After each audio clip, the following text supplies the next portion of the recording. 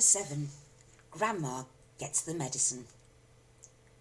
Grandma sat hunched in a chair by the window. The wicked little eyes followed George closely as he crossed the room towards her. "You're late," she snapped. "I don't think I am, Grandma." "Don't interrupt me in the middle of a sentence," she shouted. "But you'd finished your sentence, Grandma." "There you go again," she said. "Always interrupting and arguing. You really are a tiresome little boy. What's the time?" "It's exactly 11 o'clock, Grandma." "You're lying as usual. Stop talking so much and give me my medicine. Shake the bottle first, then pour it into the spoon and make sure it's a whole spoonful."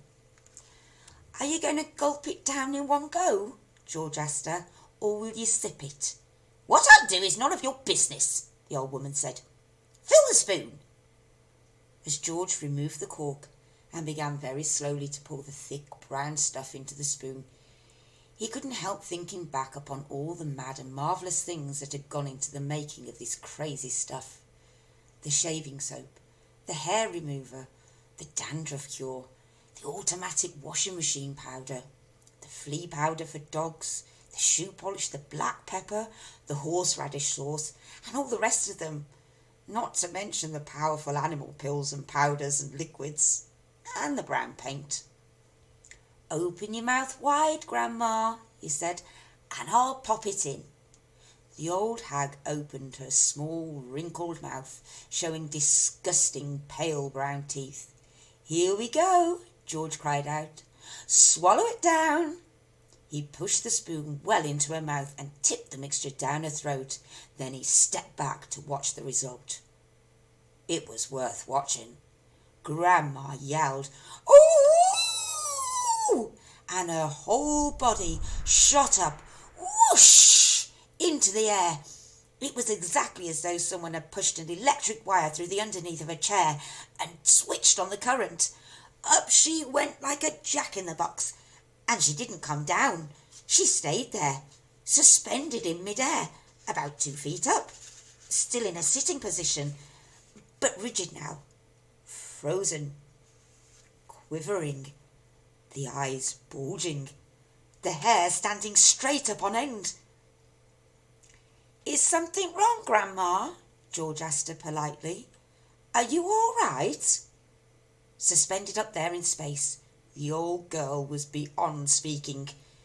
The shock that George's marvellous mixture had given her must have been tremendous. You'd have thought she'd swallowed a red-hot poker the way she took off from that chair. Then down she came again with a plop, back into her seat. "Call the fire brigade!" she shouted suddenly. "My stomach's on fire!" "It's just the medicine, Grandma," George said. "It's good, strong stuff." "Fire!" the old woman yelled. "Fire! In the basement! Get a bucket! Man the hoses! Do something, quick!" "Cool it, Grandma," George said. But he got a bit of a shock when he saw the smoke coming out of her mouth and out of her nostrils. Clouds of black smoke were coming out of her nose and blowing around the room. "By golly, you really are on fire," George said. "Of course I'm on fire," she yelled. "I'll be burnt to a crisp. I'll be fried to a frizzle. I'll be boiled like a beetroot." George ran into the kitchen and came back with a jug of water. "Open your mouth, Grandma," he cried. He could hardly see her for the smoke, but he managed to pour half a jugful down her throat. A sizzling sound, the kind you get if you hold a hot frying pan under a cold tap, came up from deep down in Grandma's stomach. The old hag bucked and shied and snorted. She gasped and gurgled. Sprouts of water came shooting out of her, and the smoke cleared away. "Fire's out," George denounced proudly. "You'll be all right now, Grandma." "All right?" she yelled. "Who's all right? There's jacket jumpers in my tummy. There's squigglers in my belly. There's bangers in my bottom." She began bouncing up and down in the chair. Quite obviously she was not very comfortable. "You'll find it's doing you a lot of good, that medicine, Grandma," George said. "Good?" she screamed. "Doing me good? It's killing me." Then She began to bulge. She was swelling. She was puffing up all over. Someone was pumping her up. That's how it looked. Was she going to explode? Her face was turning from purple to green. But wait, she had a puncture somewhere. George could hear the hiss of escaping air. She stopped swelling. She was going down. She was slowly getting thinner again, shrinking back and back, slowly to her shriveled old self. "How's things, Grandma?" George said. No answer. Then a funny thing happened. Grandma's body gave a sudden sharp twist and a sudden sharp jerk, and she flipped herself clear out of the chair and landed neatly on her 2 feet on the carpet. "That's terrific, Grandma!" George cried. "You haven't stood up like that for years. Look at you. You're standing up all on your own, and you're not even using a stick." Grandma didn't even hear him. The frozen pop-eyed look was back with her again now. She was miles away in another world. Marvellous medicine, George told himself. He found it fascinating to stand there watching what it was doing to the old hag. What next, he wondered. He soon found out. Suddenly, she began to grow. It was quite slow at first, just a very gradual inching upwards. Up, up, up, inch by inch, getting taller and taller. About an inch every few seconds. And in the beginning, George didn't notice it. But when she had passed the 5'6" mark and was going on up towards being 6 feet tall, George gave a jump and shouted, "Hey, Grandma, you're growing! You're growing up!" "Hang on, Grandma, you better stop now or you'll be hitting the ceiling." But Grandma didn't stop. It was a truly fantastic sight. This ancient, scrawny old woman getting taller and taller, longer and longer, thinner and thinner, as though she were a piece of elastic being pulled upwards by invisible hands. When the top of her head actually touched the ceiling, George thought she was bound to stop. But she didn't. There was a sort of a scrunching noise, and bits of plaster and cement came raining down. "Hadn't you better stop now, Grandma?" George said. "Daddy's just had this whole room repainted." But there was no stopping her now.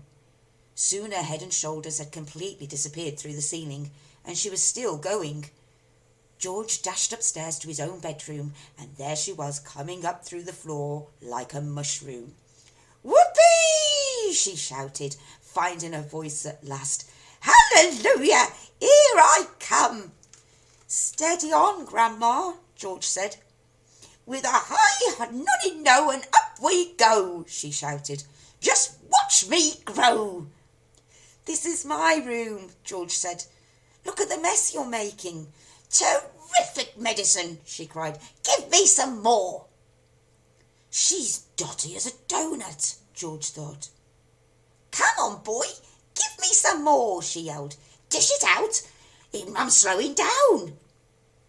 George was still clutching the medicine bottle in one hand and the spoon in the other. Oh well, he thought, why not? He poured out a second dose and popped it into her mouth. "Ooh!" she screamed, and up she went again. Her feet were still on the floor downstairs in the living room, but her head was moving quickly towards the ceiling of the bedroom. "I'm on my way now, boy," she called down to George. "Just watch me go." "That's the attic above you, Grandma," George called out. "I'd keep out of there. It's full of bugs and boggles." Crash! The old girl's head went through the ceiling as though it were butter. George stood in his bedroom, gazing at the shambles. There was a big hole in the floor, and another in the ceiling, and sticking up like a post between the two was the middle part of Grandma. Her legs were in the room below, her head in the attic. "I'm still going," came the old screechy voice from up above. "Give me another dose, my boy, and let's go through the roof." "No, Grandma, no," George called back. "You're busting up the whole house. Oh, to heck with the house, she shouted. I want some fresh air. I haven't been outside for 20 years. By golly, she is going through the roof, George told himself. He ran downstairs. He rushed out of the back door into the yard. It would be simply awful, he thought, if she bashed up the roof as well. His father would be furious, and he, George, would get the blame. He had made the medicine. He had given her too much. Don't come through the roof, Grandma, he prayed. Please don't.